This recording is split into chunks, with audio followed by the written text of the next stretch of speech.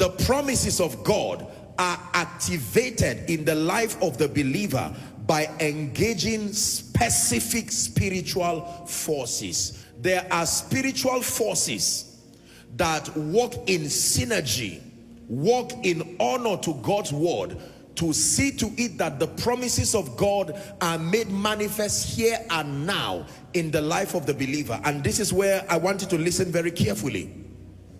I wrote down a few of them here, and I want you to listen very carefully. Number one, the force of light.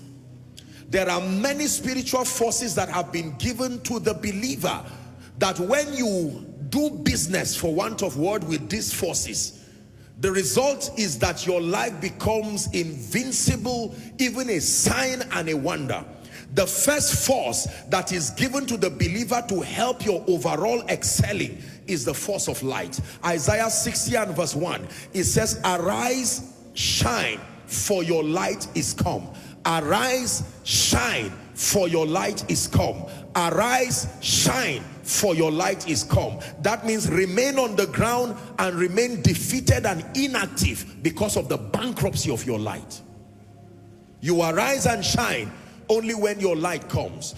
The second spiritual force that is given to the believer to help us manifest the promises of God, listen carefully, the force of prayer. Mark 11:23 and 24. Mark 11:23 and 24. Verily, verily, I say unto you, that whosoever shall say to this mountain, be thou removed and be cast into the sea, and shall not doubt in his heart, but shall believe that those things which he saith shall come to pass, the Bible leaves that believer with an assurance that he shall have whatsoever he saith. 24.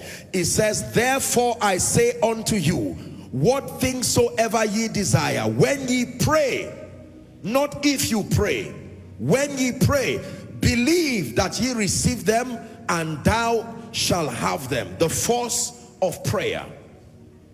Number three, the force of fasting. There are many of them. I just put a few of them together to be able to show you that if your life is bankrupt of the manifestation of the promises of God, it will be that you have not engaged one or more or even all of these promises. The force of fasting. Jesus himself fasted and prayed. The disciples who would later become apostles fasted and prayed. Fasting happened in the New Testament. It happened in the Old Testament. Are we together? There is power that is released while we fast. Number four, the force of faith. Every time Jesus was helping the disciples to reveal to them why they did not have some things happen in their life, he would usually trace it to the issue of unbelief. Why couldn't we do this?